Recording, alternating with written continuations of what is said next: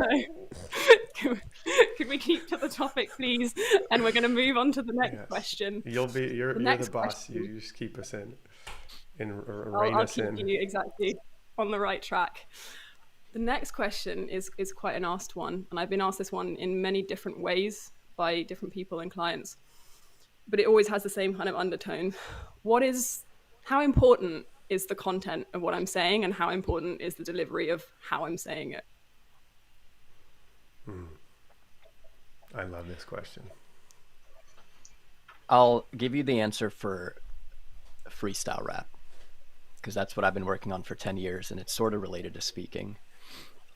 I wrote great lyrics, the best lyrics that I've ever written for about like the first 7 years. And I would like rehearse them and perform them for my friends. And I thought they were amazing. And there were so many like intricacies and nuances and wordplay, and nobody ever liked it. Like even my best friends would be like, oh, it's good you have another job doing something else. And it's because I was saying something meaningful, but I wasn't saying it in a way that was pleasing to the ear. I wasn't taking advantage of musicality, of contrast, of going fast, but then breaking it down and going slow. And it's kind of the same in speaking, right? We have so much musicality. We have people who speak really, really fast, people who speak slow, people who lead with energy, but then there are light moments and heavy moments. There's all this variety in the delivery that keeps people engaged. And without it, at least in my experience with rap, people just tune out because if it's not pleasant to the ear, if it's not engaging, then the lens through which we listen to the message just becomes muddied. And so, like, if you've ever been in I don't know, let's say you're arguing with your parents, right? And in the middle of an argument, no matter what your parents say, you're perceiving it through the lens of like, I'm upset, I'm mad, I'm not receptive to your message. And that's kind of the impact of bad delivery. You could tell me the greatest thing in the world, but if it's monotone and if it's just like lacking energy and enthusiasm and conviction, then the most brilliant ideas are just going to kind of float over my head. And that's what we see happen so much is these really, really smart individuals who have PhDs who are going into corporate jobs to pitch their ideas are not getting heard because their ideas don't have the backing of great delivery. So my stance, content obviously is important. You don't want to say nothing, but in my experience, you can say something brilliant and still have it miss the mark because we haven't trained the concepts of delivery. What about the opposite? What about saying something not brilliant but with incredible delivery? What do you think of Oh, that? that's all I do. That is my expertise. I think I think content is incredibly important. If you have nothing to say, like truly nothing to say, you could say it in the best possible way and it's still going to be nothing. Zero multiplied by a million is still zero. But the reality is most people have a lot more to say and a lot more interesting insights within them than they think. And we see that all the time in our course in fundamentals with our students. People come out saying, I didn't know I had those stories. I didn't know I was this interesting. I didn't know. So I think the more common issue is delivery. And delivery is not well, from the outside it's how you look and how you come off and how easy it is to listen to you. I love the term effortless listening. Sometimes people speak and you can't help but listen. You're just drawn in and it's easy and you're with them. And that's the highest form of delivery. But internally it's not about the outward symptoms. It's not what I'm doing with my hands or how I'm changing my voice. It's what details I'm focusing on and what content I'm able to access in the moment. So I think what tends to happen more, this is kind of a trick question, because if you ask me what's more important, content or delivery, I'll say, well, content. I think content is more important. You have to know what you're talking about. You have to have something to say. But in reality, in practice, most people have high content and a very low ability to access the content that they have within them in the moment. And that's the real problem. And so if I look at the world as it is, and as most people I interact with through ultra speaking, and I see this, then I think, well, this is the problem. The problem is that people are not able to access the type of speaking that'll make it effortless to listen to them. So in that case, delivery is the most important thing. Delivery is the one you should focus on. Because if you can match delivery and content, now it becomes interesting to raise content because delivery comes with it. Now it becomes interesting to go learn how to write better, to think better, to go do more interesting things so you have more interesting things that you can share. But if your capacity to deliver is still down here, this can go up or down. It really won't change much. You're still stuck here. So I think that's the best place you can spend time is on delivery. That's what's going to yield the most over time. This ties so well into the next question. The next question is exactly about that. How do I improve my delivery? How do I become more charismatic? That is one of the very Googled questions. How do I become one of these people like Tristan, like Michael, who just are effortless to listen to? I want to be like them. How do I become more charismatic? What's well, charisma? If I'm spotlight, I guess it's on me. Yeah, so I think I'll give you a more logical answer. What's the opposite of charisma? We can define it as monotony, and monotony not in the traditional sense of somebody is boring, but monotony meaning one tone, one level, stasis, flat.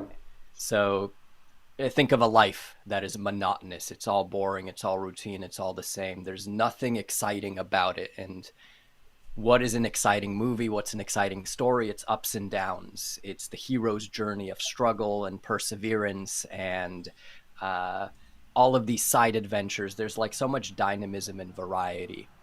So the opposite of charisma is monotony, which means charisma is the opposite of monotony, which is variety, contrast, dynamism. Basically, we call this musicality. And the concept of musicality just means variety. Give me more sides of you. So if you look at charismatic people, you'll see that they have many sides of their personality that they're showing. They don't just speak in one way, but it's not about their tone of voice. They don't just act in one way. Like your best friends can be really silly with you, really sarcastic, but then they can also go into the professional world and be really polite and really, compassionate. But then they also have all these other sides with all these other people. And I think the difference between a regular human being and a charismatic human being isn't actually anything in the DNA. They both have multiple sides of their personality. The difference is how willing are you to show that in public. So charisma to me is synonymous with self-expression. How comfortable do you feel expressing all sides of yourself in a short amount of time to the world? And I think that's the direction, because of people like Brene Brown who are so into the spreading the message of vulnerability and authenticity and all these ideals that I think Ultra Speaking strives to embody. I think the world is headed in a more charismatic place just because people are more encouraged now to be themselves and to show more sides of who they are.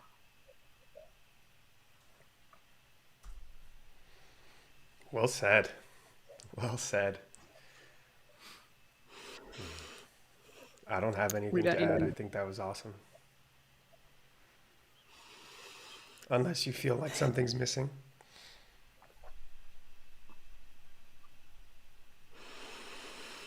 No, we can move on to the next one, and the next one is a pretty... I have access to sound effects. Oh. There we go. Can I want access to these sound effects. Sorry, There's going to this be is some fun rapid fire exactly. questions, and I want them for that. Oh, okay. nice. Let's do Yeah, let's I'll do a tell quick you. shout out to Jenny, to Vivian, Orlando, Antoine, Remco, Bianca, all the ultra fans who are tuned in. Really love appreciate it. you being here. I was waiting for a sound effect there, Tristan. Oh no. Bum, bum, bum. Oh, beautiful. Amazing. Next question is basically a yes or no question. Is public speaking a talent, or can it be learned? Boo. Are some people just better than others? It's Google. It's not me. Okay, it's Google. We have to answer the most. So Feels like that's British Google. Learnt. Yeah, Learnt. this is British Google. That's Oh, very that funny. might be me. I'm sorry about that. Well, the answer is, hey Bradley, good to see you here too. The answer is pretty obvious. We wouldn't be here if we thought speaking was just a talent and it couldn't be learned. But what is talent? Why do I think what's in maybe a little bit of a more interesting question to approach is, why is it that so many people mistake communication, speaking, as this thing where you're either a natural or you're not? And what we've discovered is that this is a truly a skill. There is nothing special about communication when it comes to learning it. You can learn this the same way you learn baseball, juggling, curling, how to ride a bicycle. The one thing that is a little bit special with speaking is that it's so linked to your self-worth. But other than that, if you take that out of the picture just for a second, then it's just like every other skill. So every single person in the entire world can, number one, get to a place where they can enjoy speaking under pressure, enjoy speaking in front of their friends, giving a speech at a wedding, leading a meeting, being put on the spot and asked what they think of this, introducing themselves. Even introverts? Even introverts, absolutely. Now, I'll take out of this like medical conditions that put you truly in the extremes, but I'll say that the average introvert, I actually know many introverts who are phenomenal speakers and absolutely love it, because they get to be, particularly in situations where they're on the stage and everybody's in front, and they get to, you don't have the necessarily the same impact. You're not drained by individual human beings. But I don't want to go too far into introversion here. When it comes to enjoying speaking and being able to thrive in it, just like any other skill, if you start getting good at it, it starts getting fun. And the more skilled you are at whatever it is you're doing, the more fun it becomes. The more you start getting interested in the nuances, the more you're able to flow and be good at it. And being good at anything feels awesome. But why is it that in speaking you have the naturals and then the rest of us? The people who are good at speaking and this entire giant group who are terrified of speaking and think that that's just what their life is going to be like. That's an interesting question, isn't it?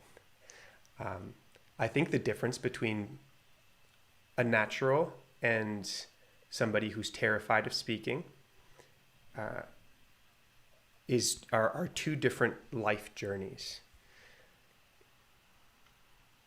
What I find is that the people who are truly, genuinely scared of speaking often have a very specific moment in time that they can go back to, where they first felt an aversion to it. So they were in class and had to give a presentation in front of their class, and suddenly they blank and everybody's looking at them, or they say something dumb and everybody laughs, or they're put in this or that situation where not only does it not go well, but they feel absolutely terrible inside. And so they say, I never want to experience that again. And so now you start a life of avoidance where you're just going to slightly, just ever so slightly, say no. Avoid these little opportunities, all the way to the point where you start your career and you start avoiding the promotion that might put you in a situation where you have to speak in front of your team. The type of jobs that might promote communication, and you're going to start going in that direction. And the more you say no, the more you tend in this direction. The naturals tend to all have the opposite experience in their life. Well, you talk to somebody, go up to the natural, ask them like, hey, can you think back to one of the first times you knew you liked this? And they'll tell you that exact story I just told you, except the emotion's going to be the opposite. Yeah, I actually remember getting up one day in class and telling a joke and everybody laughed. And from that moment on, I was hooked. That's the story of like so many stand-up comics. But a lot of the naturals, a lot of people who love speaking that I've spoken to have said, yeah, I remember going up for this presentation, high school, college, work. And I don't know that I was necessarily good at it, but I remember, one, like enjoying the adrenaline and the rush that it gave me, and two, thinking I can get good at this. They usually go hand in hand. And so the natural starts going on this different path where he's saying yes to more and more opportunities because he wants more, he or she wants more opportunities to feel that rush and to get better at it as quickly as possible, just like any other activity you would want to get good at. And so now you have these two opposite paths, right? One of them is avoiding opportunities, and the other one is getting a ton of reps. So you get here, and this person has had 10,000 hours of deliberate practice and is a master. And this person has basically none. And most of them are negative because this whole time they never passed that threshold where speaking became enjoyable. And because this tends to happen, because the emotions are so linked, so strong in speaking, and that as we go through life, there are oftentimes many opportunities where you're forced to perform. Even if you're the person who's far out here, that means that the emotions only get stronger and I start avoiding more. So if you don't like baseball, nobody's going to say, hey, you like at this family gathering, sorry, but you have to play baseball. Like that very rarely happens. But at the family gathering, you may have to speak up, whether you hate it, whether you're an introvert, whether this or that. And at work, it's going to happen over and over. So they say that if something is, I forget the quote. Do you remember the quote, something that looks like magic? If you're sufficiently advanced, technology, I think it's used for technology that's sufficiently advanced, where you don't understand how it works, will start to look like magic. And I think it's the same thing. It's that the naturals are so far away from the people that are in the avoidance phase. That is the vast majority of human beings, I think. That they look at these guys and they're so far out that it just looks like magic. It looks impossible. And that's why we think they're naturals, or they're the naturals and all of us. But reality is, if at any point in this trend here, you can intercept it and start slow and put some reps and start having fun, then you just start trending in that direction. And we've yet to have someone we've worked with who hasn't passed that threshold in the middle where speaking becomes fun. Some people are just lucky that they start there. Their first experience is like that. But it can always get enjoyable and you can always get good at it.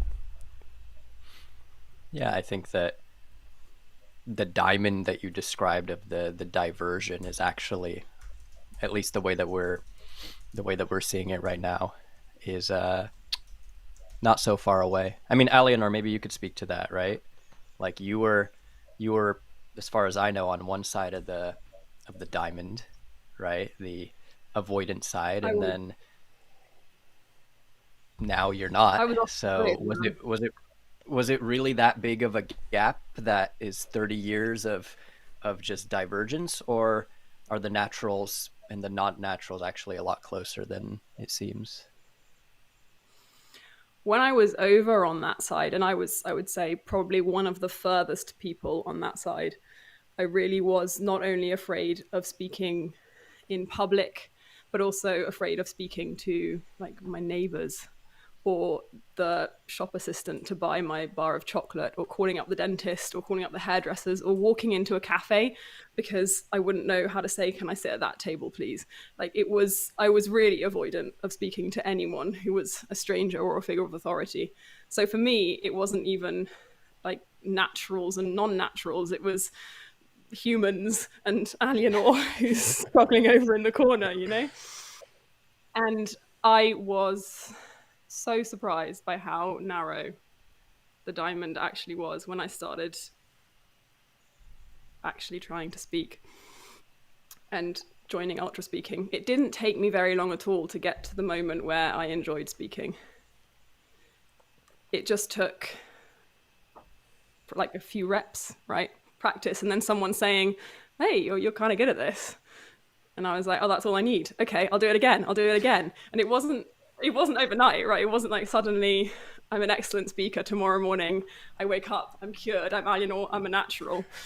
It was slow progress, but the the balance swing you talked about, Tristan, of going from I'm not a natural, I have no talent in this is scary, I'm avoiding it, to I enjoy this. That that switch was quite quick, and after that, the journey was just enjoyable, and I'm still on Was it, that and I'm still loving surprising it. that it happened so quickly?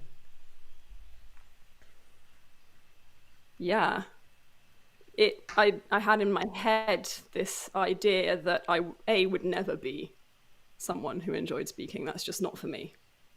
Never, never going to make it. But B, that if I was, it would take excruciating public humiliation for years and years, right?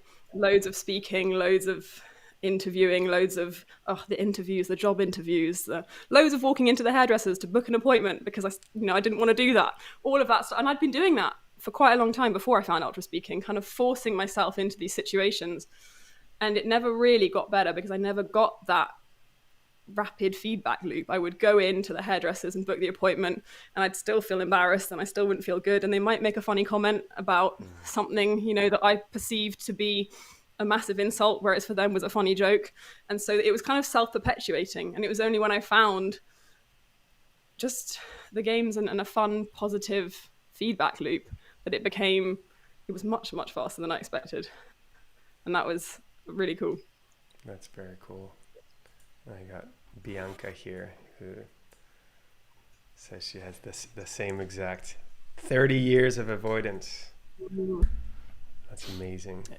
Bianca's the same person that I think posted in our community saying like, "Hey, I just gave a presentation a week ago, and it was better than I possibly could have thought it would be." And she took our course for 30 days. That's not the power of, I mean, that is the power of ultra speaking, props to us, but it's also like it's the biggest trick in the book, because the speaking journey, it's not like learning a new skill like woodworking or tennis where you have to just like go from complete beginner and pick up all of these muscle memory habits that take 10,000 hours.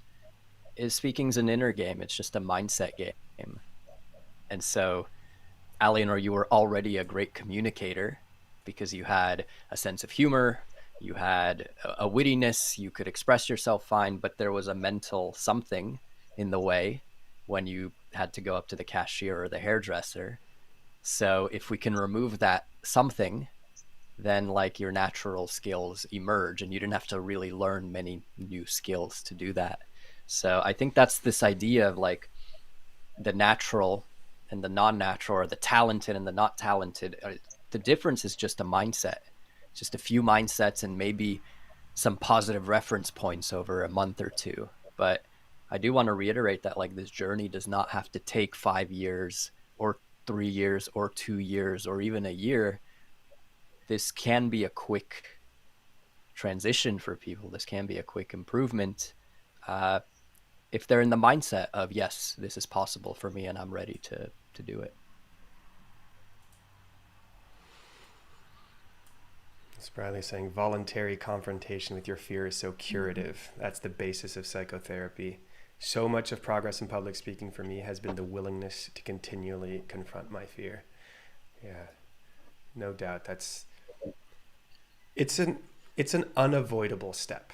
I think that's what's important. And I think, unfortunately, that's the reason why so many people avoid even trying to learn it, even if I tell them it's a skill, they're like, yeah, but I'm still afraid of spiders. I don't, it's like I really like how you put it, that you were imagining that it would be 5 years of excruciating pain and humiliation. Like, that's enough to not make you want to start. And that's why we turned this into a game.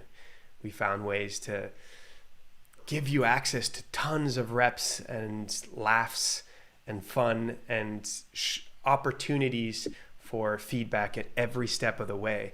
For somebody to point out, wow, you killed it on that. Or, oh, that you come off like as someone that's really confident, or you come off as very warm, or like, I like listening to you, or that's an interest. You hear that over and over and over. And yeah, as soon as you, if I were to tell everybody who had a fear of speaking that it could be fun for them, the process of learning, they could get really good and it could be fun, and they believed me, there would be a lot more people who would enjoy speaking. Why do you think I'm coaching, right? It's so transformative that I had to spread the message. Yes. Beautiful. I feel like we could do a podcast episode just on this, but we've got to keep moving. Let's do it. Question number, I don't know how many. It's actually only question number 6. It's question number 6. Okay, hey, if you need us to go rapid fire, we go rapid fire. You're the boss.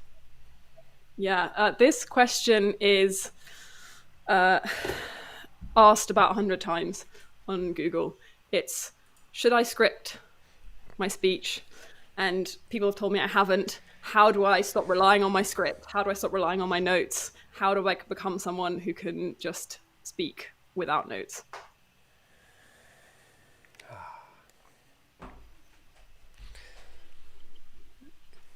How do we can't rapid fire this. What's the short answer?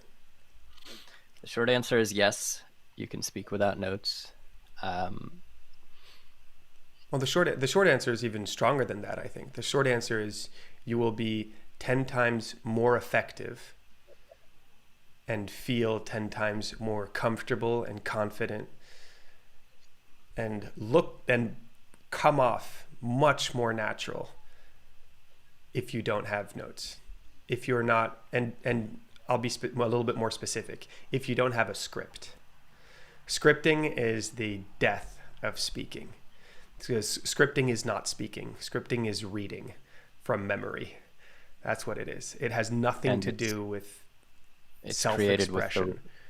With the writing voice. It's created with the writing brain. And the writing brain doesn't express itself the same, using the same language as the speaking brain.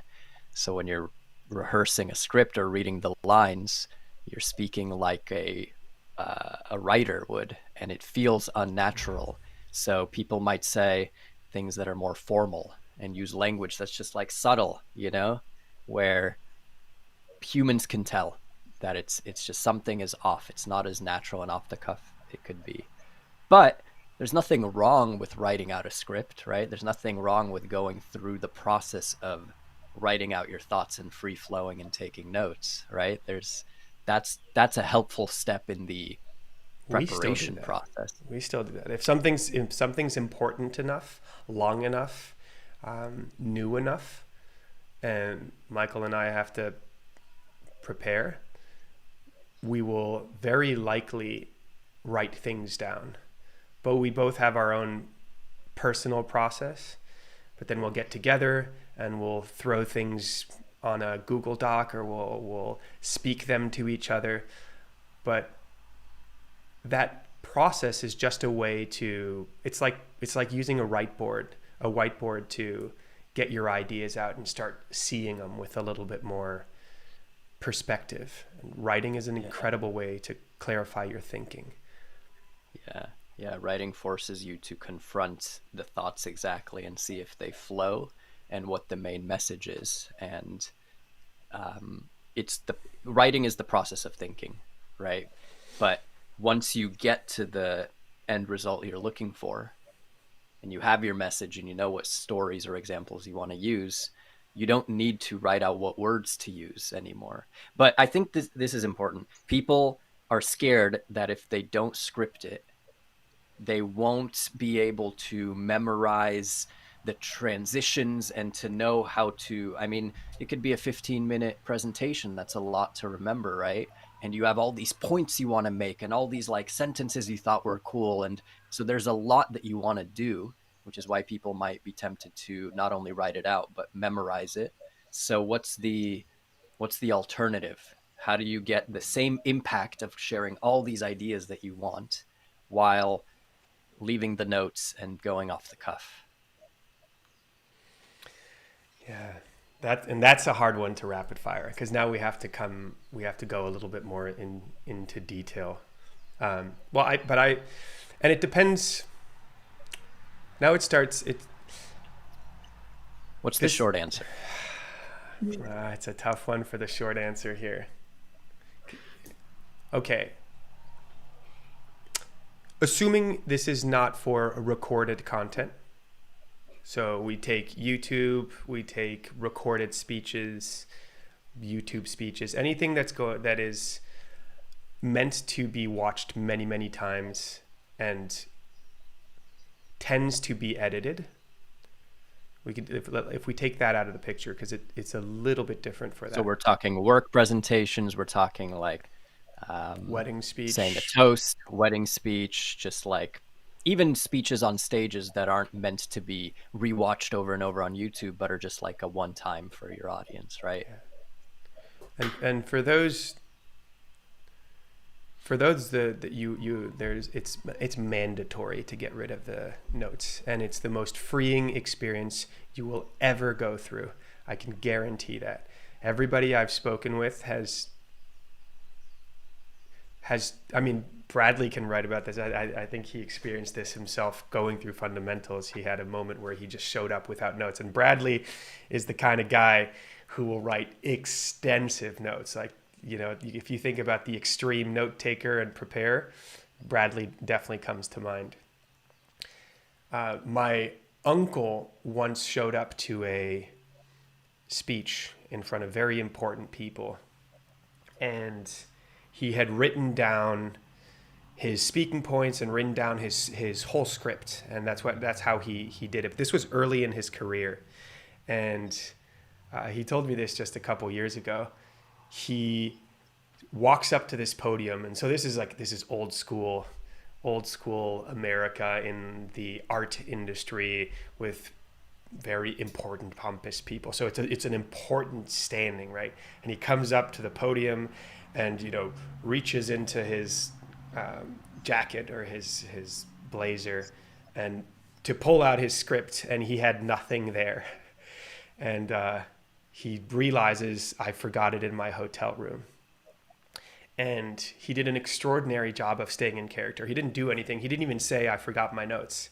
He just looked around for a second, realized he didn't have them, looked around, saw everybody was looking at him, said, okay, I have to do something. Started speaking and gave the best speech of his life. And he said, I've never felt more free in my life. And from that day on, I vowed never to bring anything on stage again. And she says, so now I still prepare. And he basically does what we teach. So he prepares just a few notes. He says, I know what I'm there to talk about. And I know the talking points I want to hit. Very high level. And then he probably thinks about them. And when he gets up there, he's able to speak with a lot of ease. And so that's the key. Yeah. The very short answer to how do you speak without notes is you spend time finding out what you want to talk about. What is the one thing you want to leave your audience with? And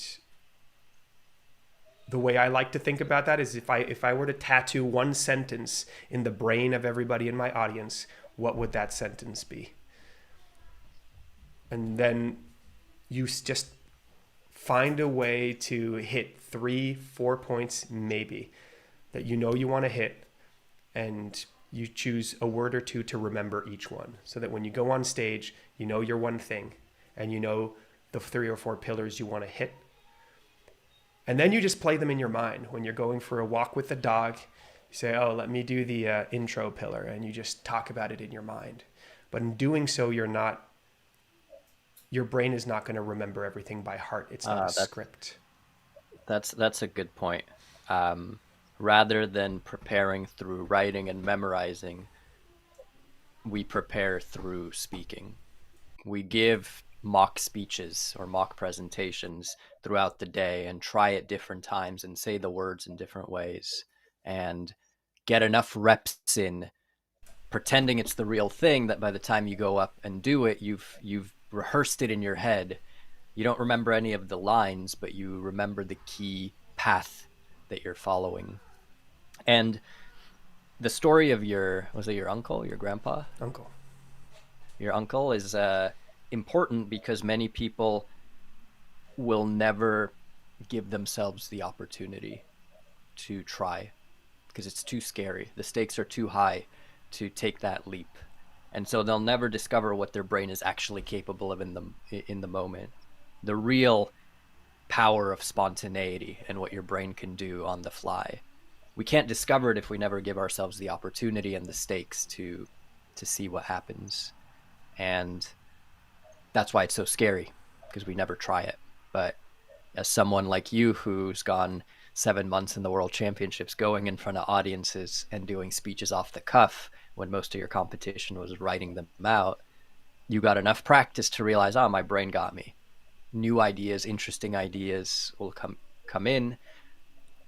Memories of what I wanted to say will kick in at the right time. If I forget what I wanted to say, but then as I'm talking about something else I remember, I'll find a way to weave it in out of order and it'll still make sense. So it's kind of like you just learn to navigate better on the fly without having a map ahead of time planning every turn. Once you start actually navigating that way, once you start driving that way. Do it. Speak without notes, give it a try, and then call us when it doesn't work, and we'll tell you about the bow and arrow. I don't know if you guys have played your own game, Rapid Fire, but that is not how you play it. That was quite the opposite. Incredible answers.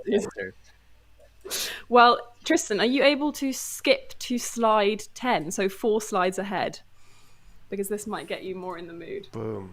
Rapid fire questions. Rapid fire questions. Okay, I have here in my hands some questions. Ooh, you're not allowed to see them. And they are rapid fire. The rules of the games are that you answer with the first thing that comes into your head. So I'm going to say Tristan and then give you a question and you just give me an answer.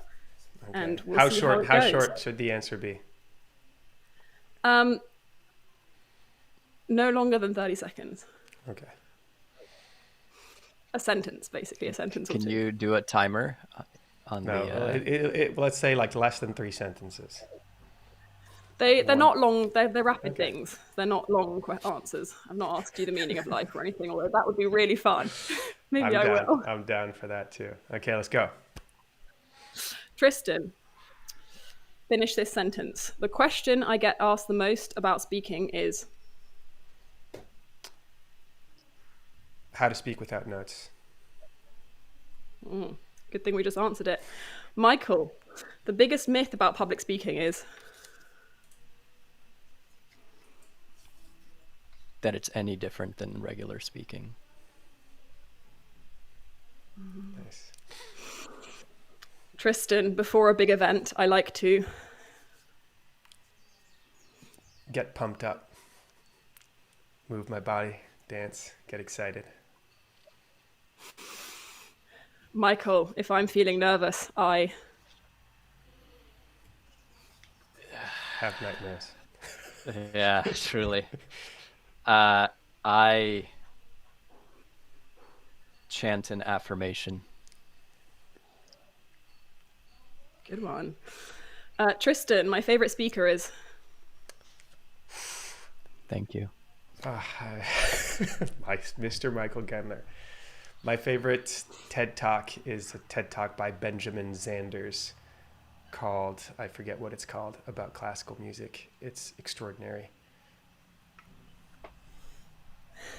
Michael. What's more important, pausing or ending strong? Pausing.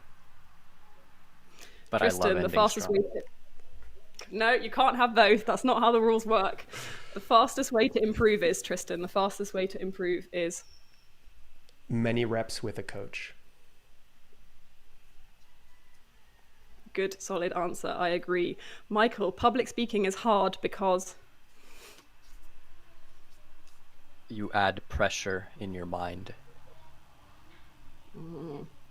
Tristan, public speaking is easy because It's just a game. Just have to learn to play. Michael, the secret to good speaking is Improvising. Tristan, the secret to confidence is Reps. 2 more questions. Michael, who's better at public speaking, Tristan or Michael?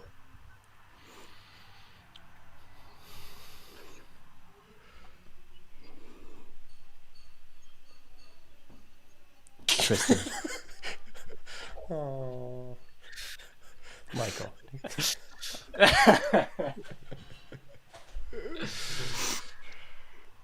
Tristan, who's your favorite ultra speaking coach? Easy. All of them. Ah, Good answer. I agree with that one. Cop out, but good answer. I could give you I won't do it, but I could go through every ultra speaking coach and tell you what they're my favorite for. Because every coach is a human being. Every human being is different and has a different skill set, a different talent. That is where talent comes in. We all tend, because of our shape, our upbringing, our life experience, we can help different types of people, usually very related to, we can best help the type of people who are like ourselves. So who've gone through something similar. So that's an interesting one, but I'm not going to do it right now. I want to hear it. Can you do it in one word? Can you do it, the name of the coach Ooh, that'd and be the fun. word that describes them? let's do it. Let's do it together with Michael. We'll alternate. No, let's see Eleanor. whoever comes up with a word first. Okay. Can you list the coaches? I can list the coaches until I hope I don't forget one of them. Your first coach, Santosh. Storytelling. Or I'd say precise feedback. Also true. Pim.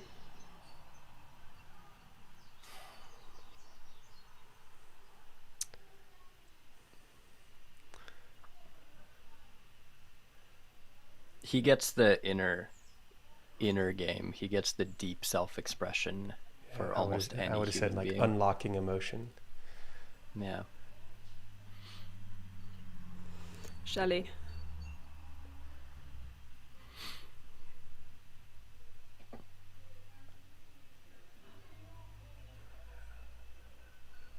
Shelley's a vulnerability expert, and she has the total opposite side too of professional. She's excels at helping people succeed in the professional world. Sudan. Energy. And improv.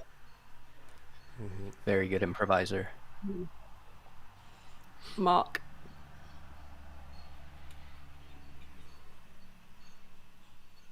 Mark. Deep transformational coaching.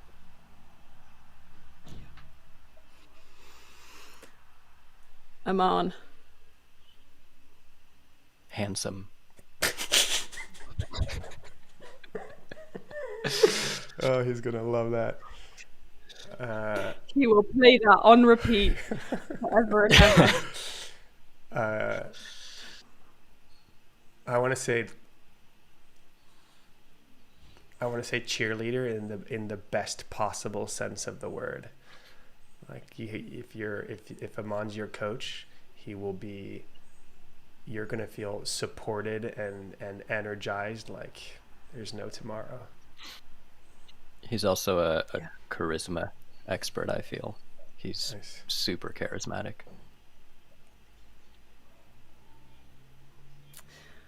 Have I forgotten anyone? Ken.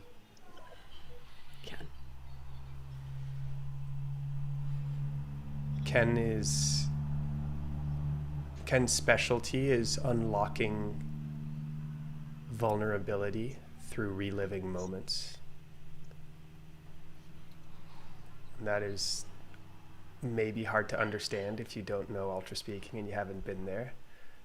If you know, you know. It's extraordinarily powerful. If you feel locked in, detached from your emotions, Ken is the man. He's also maybe one of the best speakers of all the coaches. Who else? In the founding coaches, we have Ben and Eleanor. Eleanor.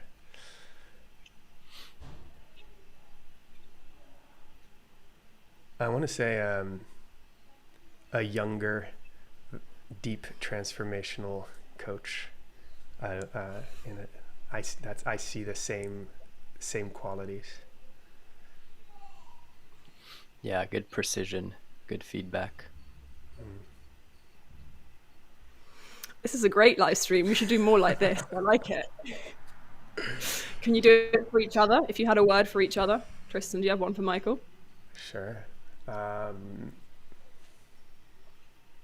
Stern. No. That's so good.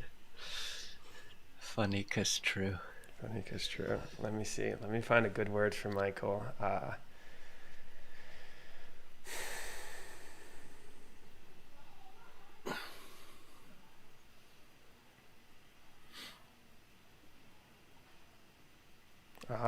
Man, this is hard because so many words fall short. Words.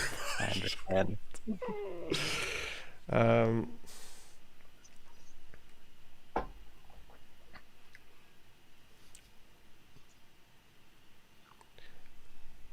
Michael has a gift of getting it out of you. I don't know anybody like that. When you're coached by Michael, he doesn't give it to you. He doesn't give you the answer, but he gives you everything you need to find it out yourself. And it's the best feeling in the world. And it's the most effective form of coaching. I don't know what the single word is for that, but it's epic. And that's our live stream. Thank you guys for Tristan.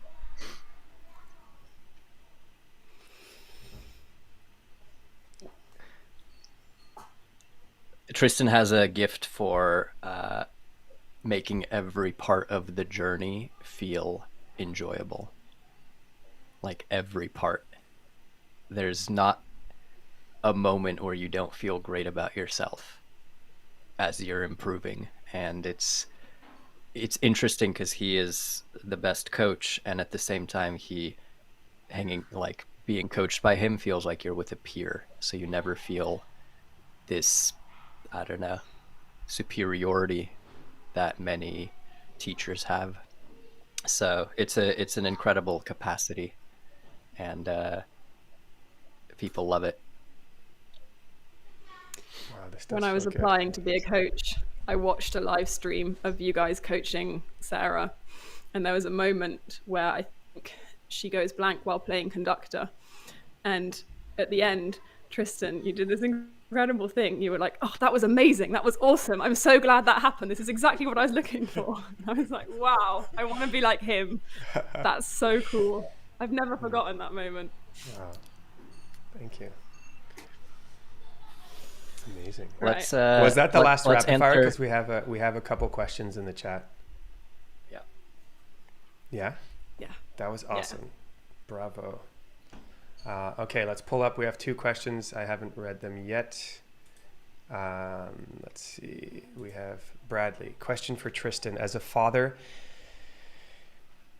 how do you encourage and foster speaking confidence and skills with your own children?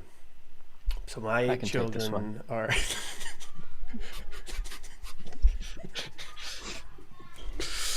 Do you actually have an answer? No, but I Okay. do hear your children in the background with great speaking With great confidence. My children are just turned 5 and 7, so I'm not worried or focused on this very much yet. I have spoken with hundreds of people who've told me their inception story on how they got to disliking speaking, and it always happens later. It's very, very rare that I hear people at very young ages having issues. So at this point, my strategy or my way to approach this with my kids is just to help them explore their curiosity and give them space to share their stories in front of us all. So I celebrate and allow that and ask for it. And but if Max comes and sees rapid fire playing on my computer, he wants to play. And so I just make it easy for him. I'm like, I love the beach because, and he's like, I love the beach because there's sand. And so he loves, it's just fun and it's playing. But I think really my focus at this stage, because they're so young, is just to help them explore their own curiosity, and they're very, very different. Max is kind of a natural in that, he's very extroverted, loves being with other kids, other people, and is already telling jokes even if they're adults at the table. He likes it, and he does it in a very deliberate way. Whereas my daughter Margot is much more of an introvert, and so she goes into hyper mode and still likes entertaining very much, but in a I can't rein it in, have no idea what's happening, it's a show kind of mode. So they're very, very different, and I'm curious to see how it evolves. And then we have Anson. Michael, why don't you take this one? When my speech falls flat, it hits at my identity. Is there a formal process on how you deal with self-doubt, both during the speech and after? Your speech falling flat is a perception that you have of yourself. And if there's one thing I've seen at Ultra Speaking, is that perception cannot be trusted. I'm not saying it did or didn't fall flat. I'm saying that our perception of how our speaking goes is uncorrelated with how it actually goes. Maybe once you start being really good and really enjoying it, you'll get a finer tune of how did that go. But my belief is that everybody's speech goes pretty good by default. You got to do something really, really bad to have it be bad. But our perception of it is that it's flat. Pretty good for others means flat for us, because we experience the feelings of we forgot something and we rambled during a part of it, and I wanted to say this but I didn't get to, and like I got interrupted, and so to us we feel like that experience was bad, and so that hurts our identity. When objectively from the outside, when you ask for feedback, people are like, yeah, that was fine, that was good, that was pretty good, that was okay, that was fine. Like all of it is baseline is okay or better. And so until we have that reality check, we're always going to be in the cycle of just being totally inaccurate on our own perceptions. And that's why it's so important to go to communities like Ultra Speaking, like Toastmasters, like any, uh, landmark forum, any community that gives you feedback on your communication. Because when you get that feedback, you might not believe it at first, which is very normal because it's going to be a lot kinder than you give yourself. But when it comes from enough different sources, you start to question, like, is that just the vibe here, everyone being nice, or is there something that I'm not seeing about myself that other people are? And at that point, even when your speech falls flat in this community, you'll get the feedback of, hey, that was pretty good. And you're like, really? But that didn't feel very good at all. That felt terrible. And you're like, no, but you came across as confident. Actually, when you said this, it made me think of my life, and yeah, it was really impactful. And you're like, really? Because it didn't feel that way internally at all. After a few reps of that, suddenly the identity starts to form of like, even my worst reps are pretty good. And then when your reps feel good, then you know you knocked it out of the park. Yeah, my formal process is during, ignore. There is absolutely zero upside to thinking about anything that has to do with your identity, your self-worth during. That's like, you have to make it a practice, make it a habit to play whack-a-mole with all of those thoughts. The second it starts popping up, whack that on the head and move on to the next thing. Come back to what you're doing. Say, hey, I'll think about that afterwards. And then afterwards, I don't have much of a formal process, but I'll think about it. If I have a doubt, if I think it really went, if I'm unsure, or I think it went very poorly, I'll ask. Just ask. And I've been surprised so many times when I thought something didn't go well and it actually went very well, or if I thought something didn't go well and it actually went pretty well.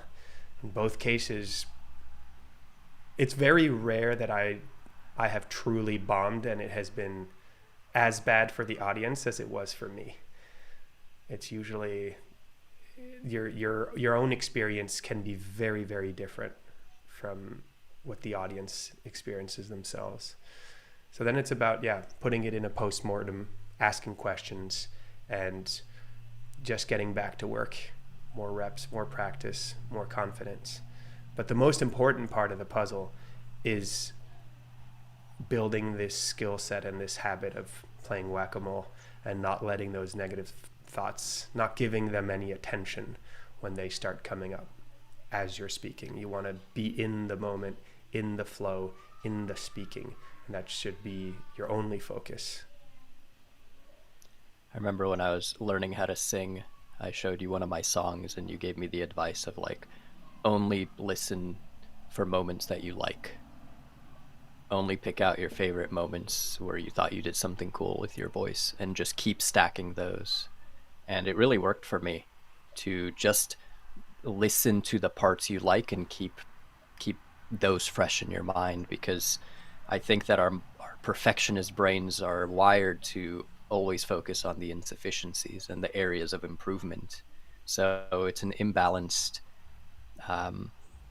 it's unfair to give a speech and feel like it fell flat when there were probably also parts that were pretty good.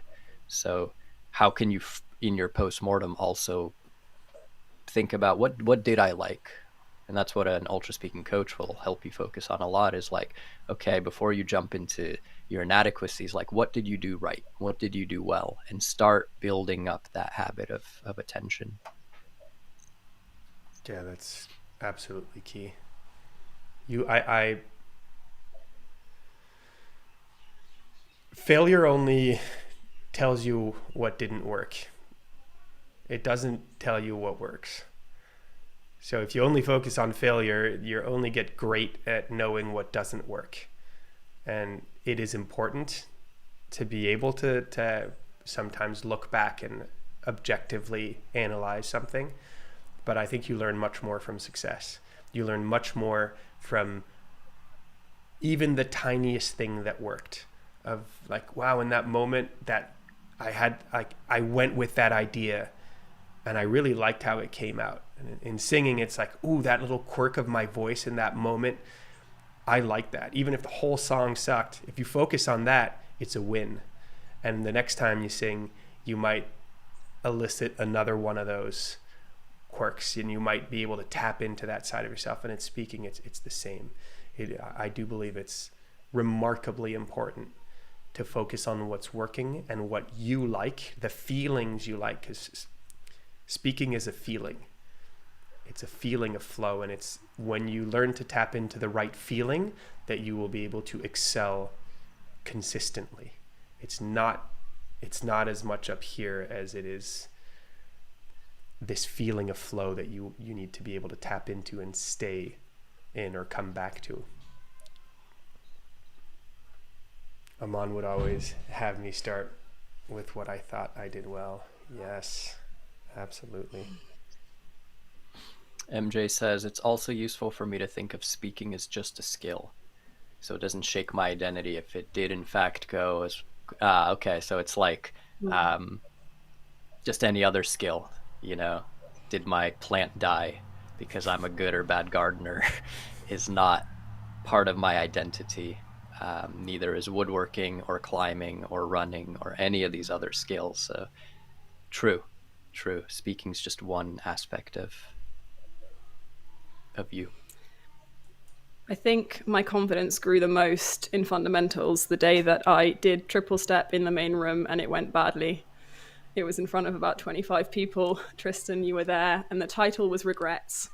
And the day before in my breakout room, I'd done Regrets with Mark, and I'd gone down an avenue that I believed in, something like, my regrets make me a better person. And you'd been saying that you've got to start every speech differently. Give yourself an opportunity to try something off the cuff. So I got regrets this time, and I went down an avenue that I really didn't believe in. I can't remember what it was, but it was like, something terrible about regrets that I really did not believe in. And at the end, Tristan, first of all, I felt this horrible shame, but you said, yeah, Eleanor she did a really good job at having a strong direction. She probably would want to correct her opinion afterwards, but she did a good job. What do you mean correct your opinion? As in like that what you said was terrible? I don't believe in what you said.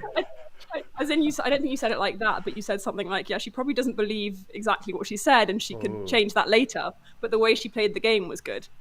And I remember being completely mortified because I'd just shown 25 people a side of me that was probably horrific. And like, I don't know what it was. I can't remember. I blanked the whole experience out.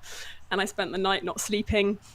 And I turned up the next day to fundamental, kind of red with shame because it was over. I'd finally been found out I was a fraud. It was never going to, the whole thing, right? It was an absolute disaster.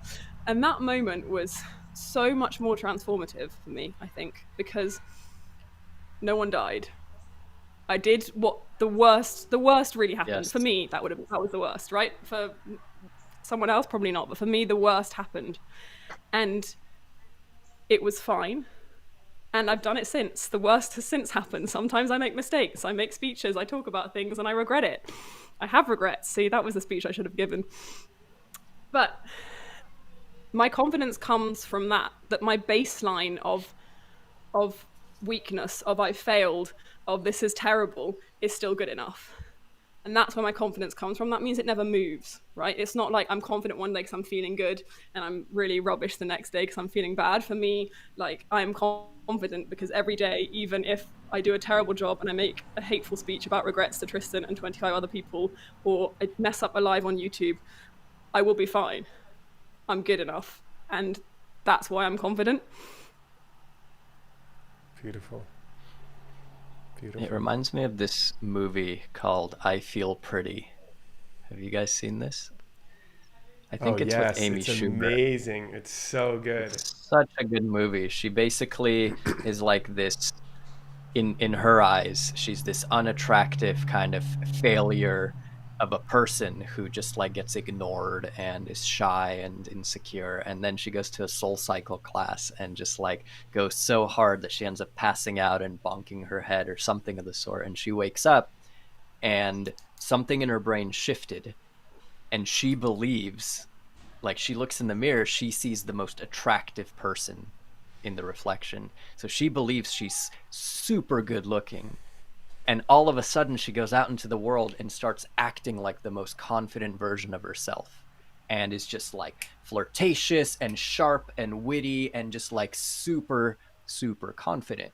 And from the outside, it's a much better personality. She's just like leaning into all the best parts of herself. Uh, and so what I like about that example is this idea of like confidence also doesn't have to be founded in reality. I believe you can have fake confidence. You know, you could create it. You could program affirmations in your head if that's what you're into, or you could believe the most crazy things. But having confidence is, to me, much, much better than not having it, than coming from a place of deep insecurity and shame. And so it's just one of those movies that made me realize, like, wow, if only we were kinder to ourselves and acted a little bit more like we deserve, then